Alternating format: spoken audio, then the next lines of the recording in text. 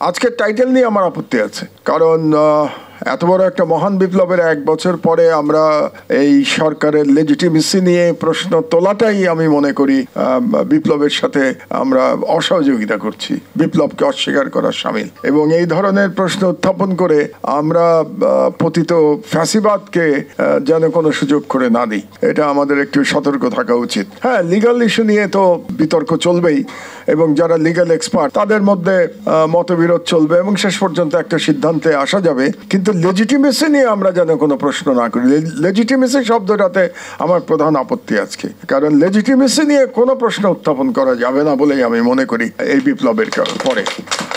তবে এর জন্য আবার এই যে প্রশ্নটা আমরা এখন উত্থাপন করছি, আলোচনা করছি, এর জন্য সরকারেরও দায় আছে।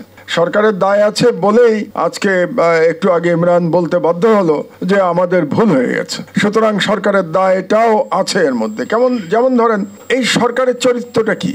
আমি এই বিপ্লবের সময় আমি নির্বাসনে ছিলাম, এক্সাইলে ছিলাম টার্কিতে। তো আমার মনে আছে বিপ্লবের বোধহয় পরের দিন বা ওই দিনই হতে পারে, আমার এক্সাক্ট ডেট মনে নেই, আমি কনক সরোবরের টক শোতে বলেছিলাম যে এই সরকারের ইমিডিয়েটলি একটা বিপ্লবী সরকার হওয়া উচিত। এবং সেদিন থেকে কিন্তু আমি এই কথা বলে গেছি।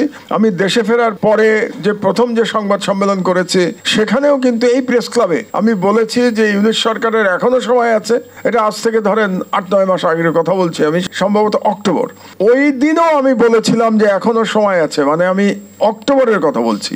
এখনো ইউনিট সরকার তার নামটা পরিবর্তন করে এটাকে বিপ্লবী সরকার করতে পারেন, তারা করেন নাই।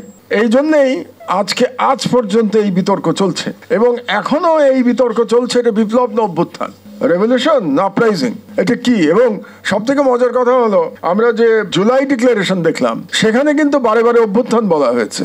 আপনি জুলাই ডিক্লারেশন যদি পড়েন, সর্বত্র অভ্যুত্থান, কোথাও বিপ্লব নাই।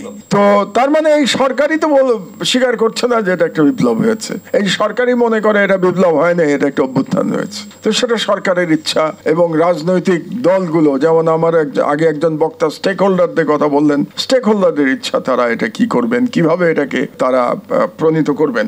আর আমার আরেকটা সমালোচনা আছে এই জুলাই ডিক্লারেশন নিয়ে, এত বেশি এটা লিগালিস্টিক এই পুরো ড্রাফটিং, যে এটা কোনো সাধারণ মানুষের পক্ষে পড়ে বোঝা একেবারে অসম্ভব ব্যাপার।